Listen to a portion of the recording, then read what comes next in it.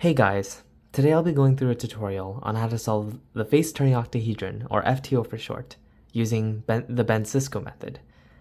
A lot of people have been speed solving this puzzle for quite a while now, but lately a lot more people have been getting into it. And that's because Diansheng has released quite good hardware for this this puzzle, with magnets and in a stickerless model. Ben Puzzle's tutorial has been out for a while now, and it's been the community standard. But a lot of people have been saying that they've been getting a bit confused in especially the E-Center building stage because of the different color scheme that he features in his tutorial. When he made his tutorial, the best mass-produced hardware was the LAN FTO, and obviously it's terrible, so I would not recommend using that to solve it now. But the main difference between the Diansheng FTO is that the red and the green sides are swapped. All the other sides are the same though, although with slightly different shades. But the main difference was that two sides on different orbits were swapped, making it a bit difficult to follow. Therefore, in this tutorial, I will be using the Diansheng FTO going forward in the stock color scheme, because that's what I use and that's what I think most people will end up be using as well. Some things to know about the puzzle is that there's two orbits, so there's two sets of sides on this puzzle that do not interact. They are determined by looking at which sides are connected via the vertex on opposite sides of a corner. So two sides that are on the same orbit, for example, will be white and green, because doing a turn would allow you to mix the two colors. But then no matter what you do, you can never get green to touch this side, for example, because they're not in the same orbit. Another good thing to know is the notation for this puzzle. So the main moves, the main 6 moves, are the same as in other events. And that will be U, F, L, R, D, and B. The two moves that you might notice are a bit different than usual are BL and BR. So those just stand for the sides that are in the back right and in the back left, like so. And there's also two ways of notating moves. There's corner in front, or CIF, and edge in front, or EIF. Most of the time when we execute the moves during the solve, we're doing it in EIF, because it is a bit easier to hold the puzzle and do the moves. But all the scrambling notation is done in CIF. And that is what a lot of the algorithms in this method will be notated in, and then I'll also show the EIF way to execute it. And lastly, it would be good to be familiarized with the different types of pieces that you may find on this puzzle. There's the corner, so these are located on the corners, and there are 4 colors to each corner, and there are 6 corners in total. There's also the triangle, 3 aside, and they only have 1 color per piece. And lastly, we have the edge.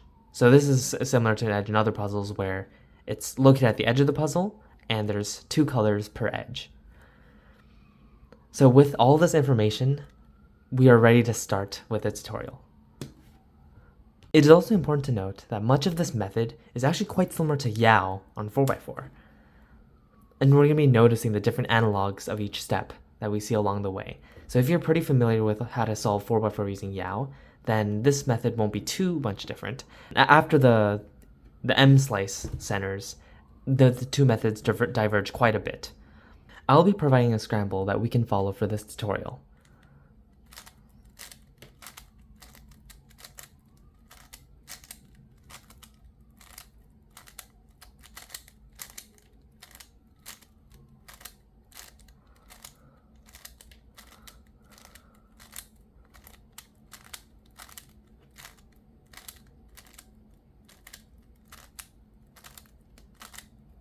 That was probably a bit too fast for you guys to follow along, but feel free to pause this video at any moment in order to follow along. The first step of this method involves solving a center of a particular color in the right color scheme.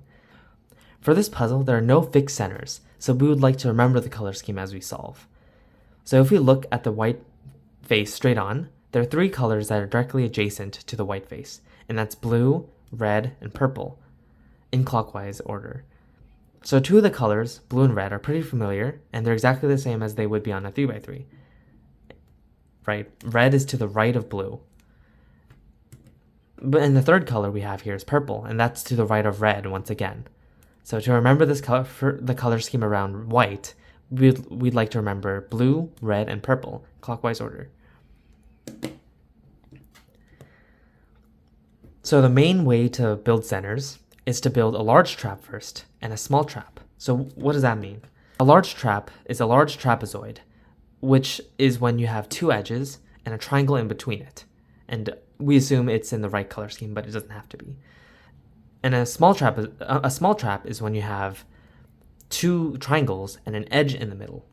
And obviously that's because the triangles are slightly smaller than the edges. So we refer to this as a small trap. In general, when we build centers, we want to build the large trap first, and then the small trap. When we're looking at this puzzle, we want to look out for blocks, and that's when you're going to have a triangle next to an edge. You won't always have that, but it should be fairly simple to move a triangle right next to any of the edges. So here, there's a block made right for us, and we see that it's the white-red edge and a white triangle to the left of it. We want to place an edge to the left of this triangle. Note that we can't place an edge here because that won't make a trap. You'll have white, white, and white, and that's not a trap. That's not a trapezoid.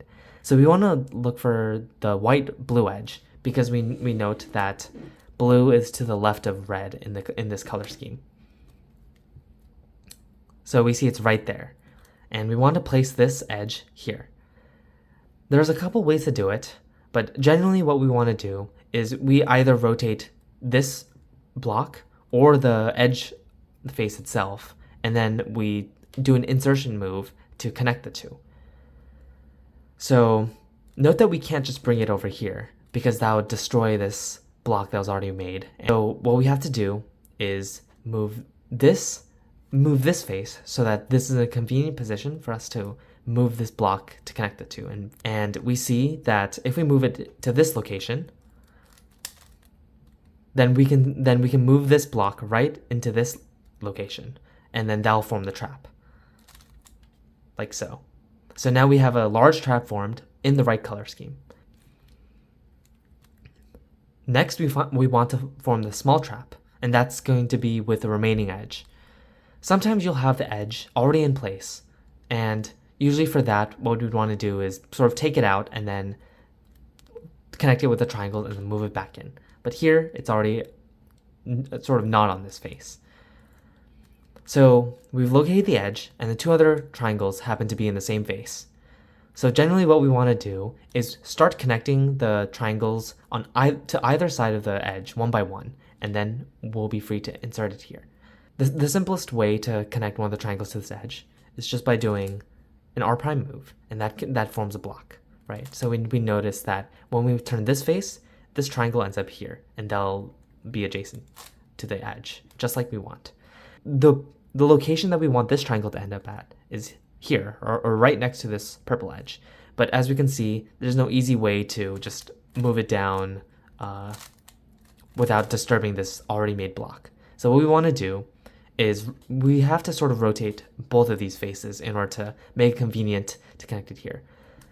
So we'd like it if this triangle is able to just move down and enter here. So perhaps if we rotate this face, then we make it easier to move this face to allow this triangle to go in the position we want to. So if we move it there, then we see doing an R' directly allows us to form the small trap. So we want to make sure the moves we're doing do not mess up this large trap that we already formed. And that could be done by sort of placing this on the side. Typically I put it on the left side and then moving these faces freely. So once you have the small trap formed, you want to insert it into this slot. So that could be done by rotating the face with the large trap into a convenient orientation to allow for the small trap to be connected. So now we have our white center, and we see that it's in the correct color scheme, right? So this is already done in the correct color scheme, and we can use it as reference. The next step of this method is what's called first two triples. So a triple is when you have a corner and two triangles on the opposing sides of this puzzle, and they match the color of the corner. And this is analogous to the first three cross edges step, where we want to solve all but one of the sort of cross edges of the puzzle. So for this step of the method, generally we want to hold the puzzle so that the white center is on the sort of back left side, and we want the corners that we're trying to solve the triples for on this layer, which is the side opposing to this one, so on the opposite side.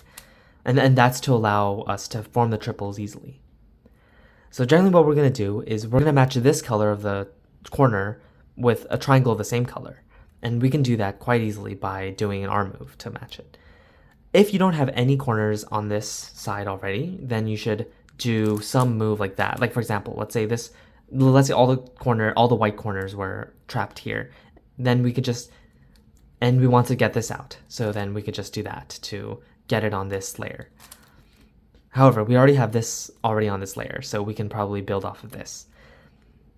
So the color that goes with this is obviously purple. And we see that we have a purple triangle right here. So generally, the way to match the colors is when you have a triangle on sort of this middle slice, right? Here, here, or here. And here we see there is indeed a purple triangle here that we can match. And we do that by doing an arm move like that. And that matches the color. Next, we want to match this color. We want to match a blue triangle with this side of the corner. The way to do that is we reorient this sort of corner triangle combo that we just made, so that doing an arm move can once again pair the blue side of this corner with a triangle. And we can do that either in two ways. We can do a U prime, or we can do an F, and that brings it sort of to the bottom right here. And both of them move this block that we made to either here, and note that that's still on the right side, so that's good. So in this case, I just do a U prime. Generally, I avoid rotations, so I would do a sort of wide R prime in order to bring this block down to start matching again. And next, we want to locate the blue triangle, and we see it's already here. So in this case, what we would do is, so we were holding like this, and we just pair the two, and then we want to insert this triple. So now we see the triple is formed, and the position has to go is here, right? Because it's blue purple, and here's the purple and the blue edge right here.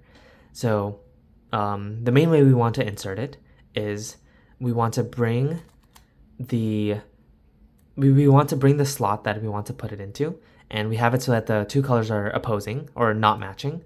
And then we simply do, I guess from this angle, we do a U prime, and then now we want to build the second triple.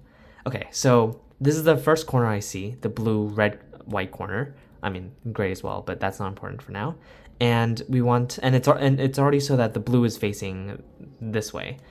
So we want to locate a blue triangle in this middle slice, and we see there actually are none. So now we either want to bring it out from this layer or from this layer.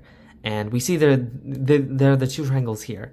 So I guess I will bring out this one first. So the way I want to do that is, so there's two ways to bring this out, right? You can just bring it out like that.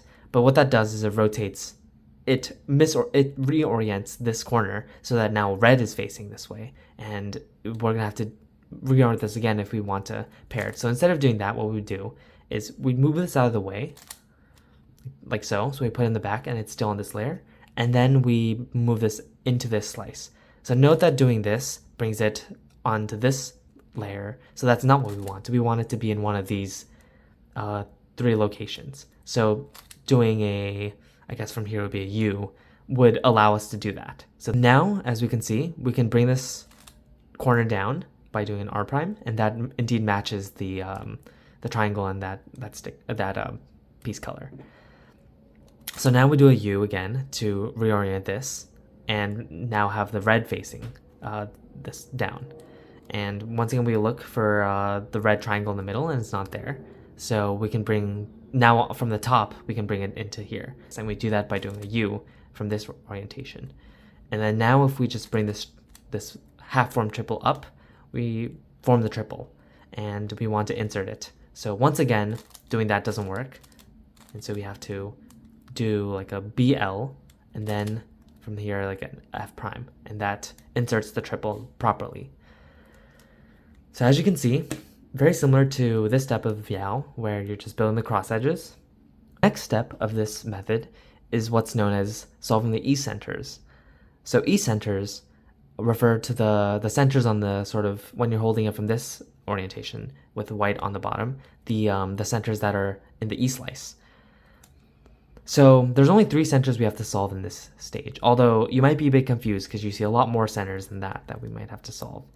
So the reason why there's 3 centers we want to solve is because, like in Yao, where you have this U side as your degree of freedom, as well as the R slice, white R as like your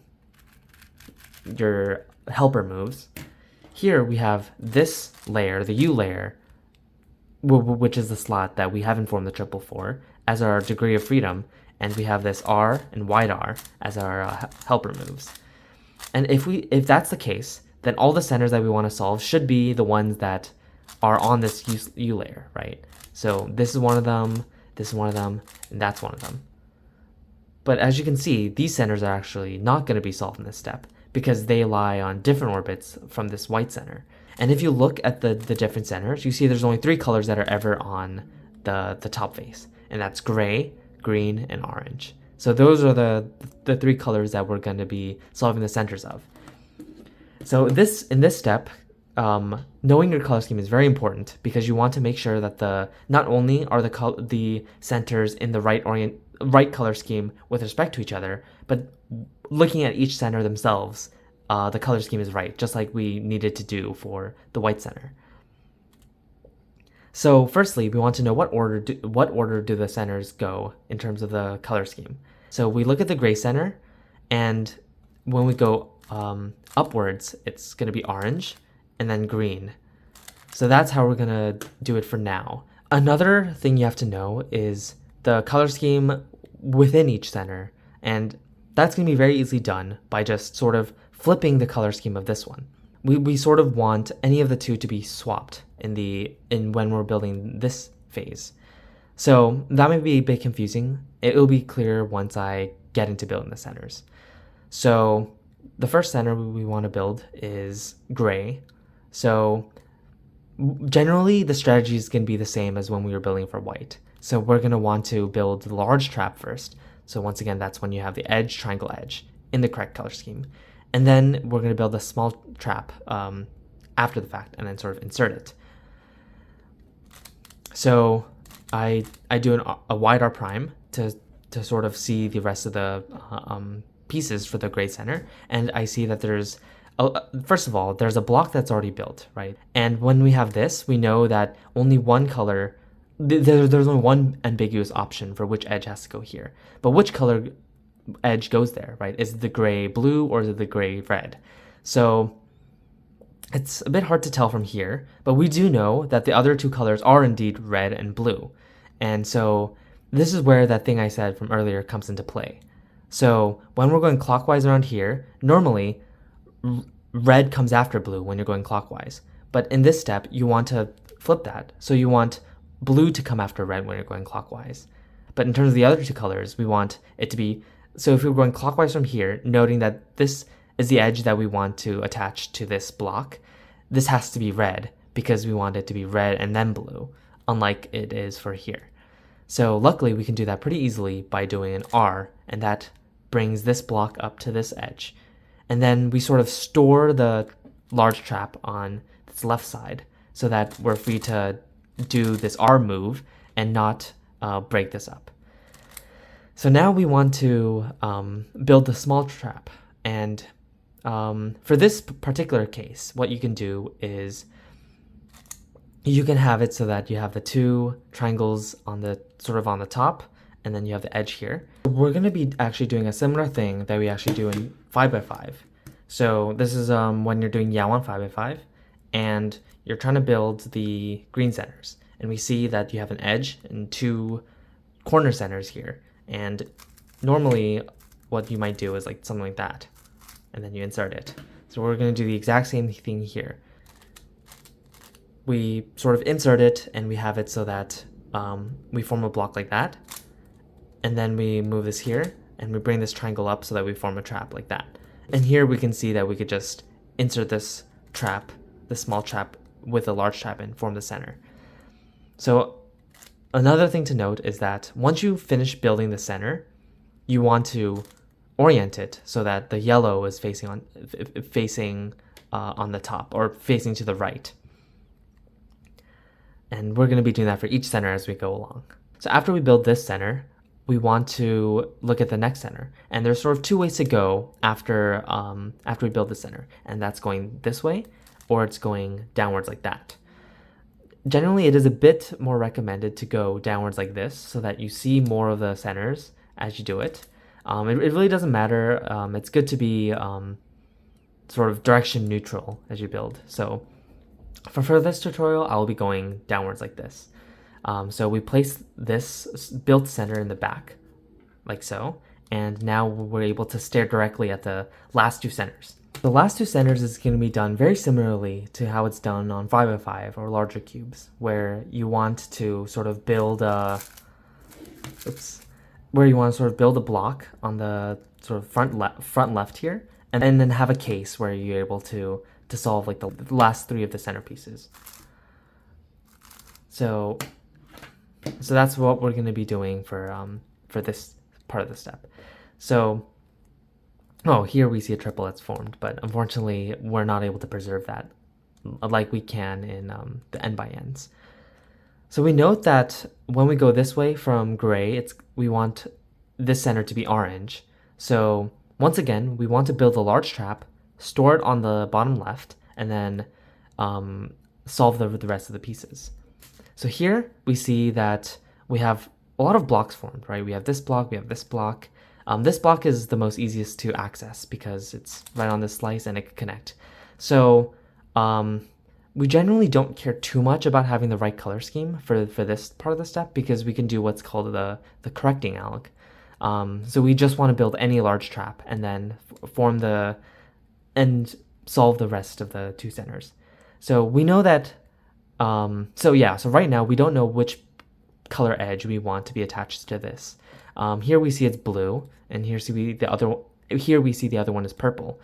And we know that if we're going clockwise from yellow, and if the two colors are blue and purple, so normally going clockwise you'd have purple and blue, and here we know to flip that. So we want it to be blue and then purple. So connecting with this actually is the right color scheme. So what we want to do is move this part to the top, bring this down so we connect it, move it out of the way to be on the left, bring it back up, and move it back down. And here we form the large trap. So next we're going to have some sort of case where we want to set up to this sort of insert. This is actually the easiest case, where you can connect to this corner with this block, like so, do a U, and then bring it back down, and that actually solves both centers. So another case you might have is where you can't simply do that. Trying to bring it corner up does not connect them. So what you want to do is you bring this block here to the side on this slice. You want to bring it up, move this triangle here, bring it back down, so that basically you're moving here to here, move this back to where it was originally, and then do the insert. And then here's another case that's very annoying. So you have the two triangles already there, and you have an edge that you want to solve, that you want to insert. So what you can do for this is you can bring this edge either to the front or back, doesn't matter. Let's put it, I usually bring it to the back. And then what you do is you sort of take it out and bring it back down. So what you're essentially doing is you're connecting this corner with this edge, moving out of the way, and bring it back down. And now you have that case we had from before. Well, at least it's essentially the same case. It might look a little bit different, but here it's the part where you have this block on the side. You want to bring this triangle up, but you see it doesn't connect. So what you do is you bring this block into this slice, or into this layer. You move this from here to here by doing that trigger, bring it back, and then you insert it. Okay, so here's another case. So we have an edge and a triangle that are not connected, and we have one of the triangles here. So here what we want to do is, so if we try to connect this here and we bring it back down, we have a very ugly case. So we don't want that. We don't want to do that. So what we do is we basically move this edge to the other side where it's not on this layer. So there's only one place it could be, and that's here. And then you do that insert. So you're basically hiding this, moving this edge back here and putting it back so you form a block like that. And in the process, you're moving this down, this triangle down, to be in a convenient location so that now you can do that insert. This is the last case I'll cover. So this is when you have sort of so you already have the large trap and you have a small trap already formed. This looks like it's easy to do because, what if you just insert it like that? But that actually messes up the other centers, and it's actually the most trickiest case to do. But here, luckily, there's like a very simple thing to keep in mind. So just do sexy move twice. Sexy move, in case you guys don't remember, is R, U, R prime, U prime. So it's just a very simple trigger. So you do that twice. R, U, R prime, U prime, R, U, R prime, U prime. And now you have the easy insert case. So I hope I covered a decent amount of the last two center cases. A lot of people have trouble with this, but generally use your intuition. Make sure you build the large trap first, and then do different triggers that get you closer to getting this insert case, either from the front or from the back. And that should help you. And once we finish building the orange center, the green center or the other center is already built for us, because there's only 3 centers that we have. Just like in 5x5, we have the last 2 centers. We build the blue one, and in doing so, the orange one is already built. We want to remind ourselves to orient each center so that the yellow is facing to the right. So here we have to orient like that, and here we have to orient like that. Another thing to note is what happens when you actually build the wrong color scheme. So let's say we have built this large trap where we have purple triangle and then blue after this yellow.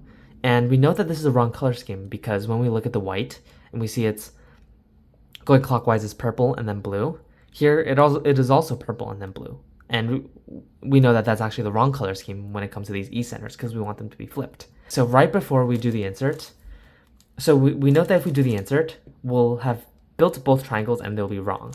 And we don't want that. So what we do is we bring this block into this layer. And so we want it fully in the layer. And then what we do is what we do is we bring this layer up. We orient it so that the small trap is on this side. And we bring this block down like that. So we make the large trap with this edge. We put this large trap on the left side and we bring this back up, and we see that it fixed the color scheme because now it's blue and purple going clockwise, and that's reverse of this, so that's good.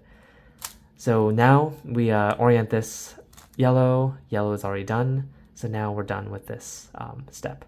The next step of this method is what's called last bottom triple, or LBT for short. And this is the analog to building the last cross edge after we've finished the E centers for 4x4. We want to do some sort of trigger to move the pieces around without affecting these centers. So knowing that we can just do a U, and although that temporarily unsolves the centers, we can always move it back and it'll be solved. So the main trigger we want to do for this step is what's called a sledge. So a sledge is going to be the same exact alg that we use for 3x3, for a cube. So sledge is going to look like this. So with one of the corners in front, and note that we want the white side to be facing down. We can execute this from any angle we want. So it's going to be R prime, L, R, L prime. And what that does is it flips these two triples and preserves the orientation of this one, but it cycles them in a clockwise fashion. For now, the way it cycles them, like which direction it cycles them, is not too important. What's the most important thing to know is that it flips the orientation of these two triples. So that's going to be our strategy for this method. So here we see it's already formed, and obviously that's going to be really rare. So generally we want the the corner to be in the upper layer. And here, in this case, we see that it's sort of trapped in the slot that it's supposed to be in, but it's like rotated. So we can take this triple out by doing R prime, L prime, R, L, and that brings it to the back here. We can also do it from this side if we wanted to. So that would be, and from this angle, we do L, R, L prime, R prime, and that brings it out to the back. So here, so we see that we took it out, and sort of similar to before when we were building the first two triples, we want to look at what this color, what this color of the corner is, and pair the corresponding triangle with it. So we want to see if there's any purple triangles in these three areas, and indeed we see there is. So what we would do is we would do a U, noting that a U is fine to do, and we've matched them up. And then from here, we would do a flipping alg, either a hedge or sledge, depending on your preference. I guess one thing to keep in mind as well is when you sort of want to predict where the pieces would be in the future.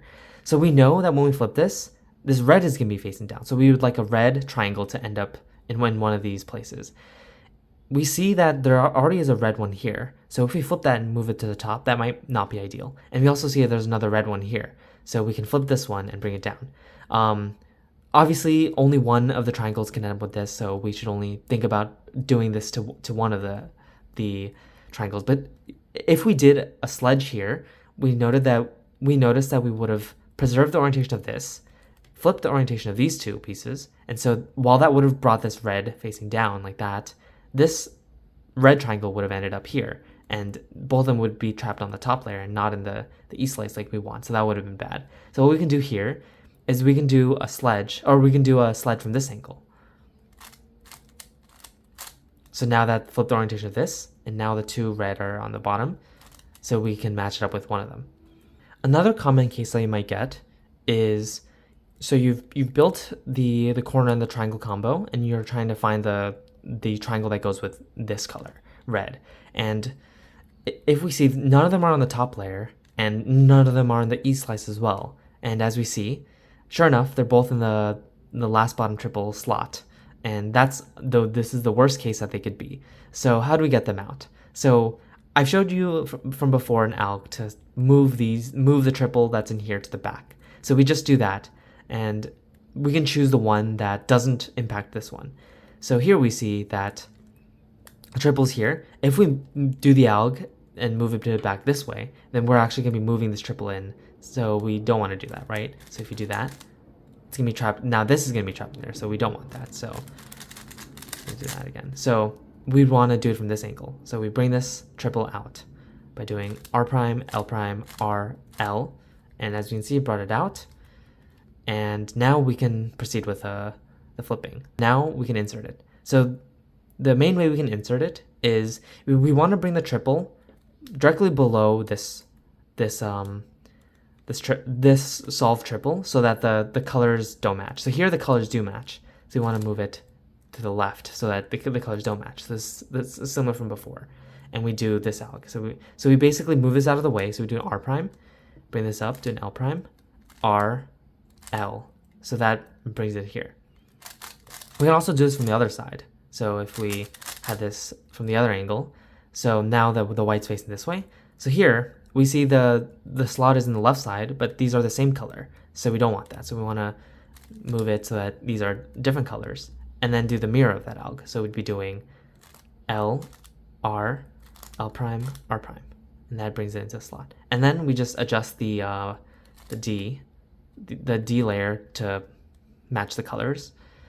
And we don't necessarily have to move this upper layer to match with the centers because the next step might not require that. And generally you want to execute the Ds with the ring finger. The last and final step of this method is called the last three triples, or L3T for short. So essentially what we're going to want to do is form pairs of the non-top color corner and triangle combinations, and then do a sort of two-look to solve the triangle and corner permutation, or TCP of that case. And we're going to be only using sledges and hedges until we get to the pair formation. So what exactly is pair formation? So here our top color is yellow. So we want the pairs to form when you have non-yellow colors formed. Obviously, this would induce the yellow pairs to be formed as well, but the way we actually solve it is by looking at the non-yellow colors. So here, this is a TCP case because we see that the red and the blue are matched, which are non-yellow. The blue and the purple here, and the purple and the red here are all connected. And that's what we want to do for this step. So here we see that we have a pair already made, and it's on the top. It's facing, upwards. Generally, that's our strategy for this. We want to form pairs, and forming pairs can be done by moving the U layer to allow a non-yellow color to match with a corresponding non-yellow color, but they don't have to be the same, right? So note that here, none of them are the same. They can be the same, but they don't necessarily have to be. So we do a U or U prime to bring the corner, the non-yellow part of the corner to touch with with any non-yellow triangle. And if you see that there's no non-yellow triangle in this E-slice once again, then you can just do a hedge or sledge to change the orientation of the pieces and to bring it to the E-slice. So once you make a pair, you want to bring it to the top by doing a sledge or a hedge. But we also want to make sure that we avoid what's called one flip. So far we have this pair that's already done, and we are able to match this pair. And we want to think about which angle we want to execute the sledge or hedge alg to orient the triples. So if you do it from this angle, we notice that this will be preserved. This orientation will be preserved. This orientation will be flipped, and this orientation will be flipped. So this corner will have this blue, which is a non-yellow piece. It will be facing downwards. And this triangle will also be in the E-slice, and that's what we want. While at the same time, this pair is going to be on top. So we can do a sledge from here. And we see that these two pairs are made, and we want to match this up with its corresponding triangle, and the only non-yellow triangle here is going to be here. So we do a U to match that up. So what do I mean by when we want to avoid one flip? Okay, so here's a case where you could potentially get one flip. So first of all, one flip is when you have two of the pairs that are facing up, like we want. However, for the other pair, you have a triangle with a non-yellow facing down, but in the E-slice, all of them are yellow, so you can't actually match it with anything. And in fact, we see it's here, directly negated to it. So this is the worst case. This is the worst case for when you're forming pairs, and you want to avoid this. So if you finish the last bottom triple and you have this case already, well, then you can do a sledge to get to a better case, and then you can form different pairs and get there.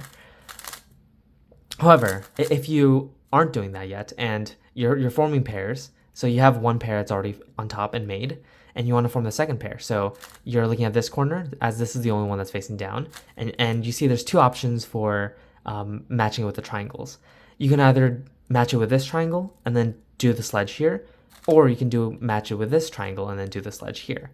So if we do the sledge here, we see that we actually get one flip because it's going to be flipping this corner and this triangle at the same time, so that the triangle ends up here and the corner facing down, and that's the one flip that we saw from before. So we don't want that, and we actually want to match it with the other one. And we do the sledge from this angle so that we preserve this, flips this, keeps this as well, because this is attached to this, and that's the one that's preserving, but you're also flipping this to make it on top, just as desired. So we do the sledge here, and then we see that these two pairs are made. We want to match this with this, and now we're done, and now we have TCP. So you could also be forming the pairs. So here we're finished forming the pairs, right? This is formed, and this is formed. However, we see that all of the yellow are facing up. So this is hard to get to naturally. You might get this, say, when you finish last bomb triples and you like stumble into this, maybe you like do a U or something, and you see this configuration. So this is technically not a TCP, even though you're still going to be permuting the corners and the triangles. And you can get to true TCP, which is when you have two of the triples misoriented and one of them oriented with the yellow facing up, you can just do a sledge or hedge from any angle. It doesn't matter which one. You know, I usually like to do a hedge, so I look at it from this angle. But doing that will still preserve the pairs, right? Because a TCP out, and that's because a sledge or hedge preserves the triples, but it just like misorients them or permutes it around. So so that's what you want to do in order to get to something that looks like this. So once you have this, you want to recognize which case you have in order to know if you want to do a sledge or a hedge. So you want to hold it like this, where you have the oriented triple sort of in the back left, and you have the two misoriented ones in the R slice. So you're going to have three cases. Either it's not going to be matched, either the only block is going to be the central small trap, it's going to be a block that extends to this front corner, or you're going to have a block that extends to the back corner. So in this case, we have a block that sort of is more towards us on the left side of this. So when we have the block on the left side, or when it's towards us, we want to do a hedge from this angle. So R, B prime, R prime, B. And that solves the top layer and leaves potentially some of the E triangles unsolved. The next case we have is when we have the block that's to the back. So that's when we have a block of colors here. And here we're going to do a sledge. And that's R prime, L, R, L prime once again. And that solves the top layer. The last case that we're going to get is when we don't have a block and we just have that sole trapezoid in the middle. And here what we're going to do is we're going to rotate. We're going to do a UO prime rotation so that now the oriented triple is facing us. And we're going to do two of those algs together. So we're going to have a hedge from the back and a sledge. And we see that solves the top layer as well. So the last and final step is doing the second part of the two-look TCP, and that's going to be permuting the triangles. So there's only three cases we're going to have. We're going to have a two-swap of triangles, where these are the only two triangles that are unsolved and the rest is solved. Or we're going to have 3 cycles. So this is the one where, so these are the 3 triangles that are unsolved and it's going clockwise in this case. And the other case would be when it's going counterclockwise. So unfortunately, this is the part we actually have to learn algs, but luckily they're not too difficult. So for the 2-swap case, generally I recommend you don't have to orient this already because you might be able to potentially cancel moves. So generally the way I like to execute this is with EIF, so edge in front notation. So in this, I hold it with these two in the back like that. And then I do, so this first unsolved one is here in the sort of back right. Do U, R prime, U prime, and then this slice, U, R, U prime, and then that slice again in the other direction, and that solves it. Okay, the first of the 3 cycle cases is when you have it going clockwise. And so the alg for that is going to be U prime. So this is an edge in front notation. I guess from this angle. Yeah, so from this angle where you're facing directly at the puzzle, and this is an edge in front. This is going clockwise. You're going to have U prime, R, U prime, R slice, U, R prime, U, R slice prime, U prime. So that's the alg for the clockwise case. For the counterclockwise case, you're going to hold it from the same orientation, edge in front. You're going to be doing U, R slice, U, R, U prime, R slice prime, U, R prime, U. So that's the alg for the counterclockwise case. So hopefully this method wasn't too difficult to learn, although most people when they first learn this method, it does take quite a bit of time to get used to the turning of the puzzle and the different steps. I wish you well in your journey in FTO. This is by far the most fun event I've ever done, and I really hope it gets added to the WCA. I hope this tutorial helped. Let me know if you have any questions at all about any of the steps. I'd love to answer the questions in the comments below. And yeah, happy FTO solving.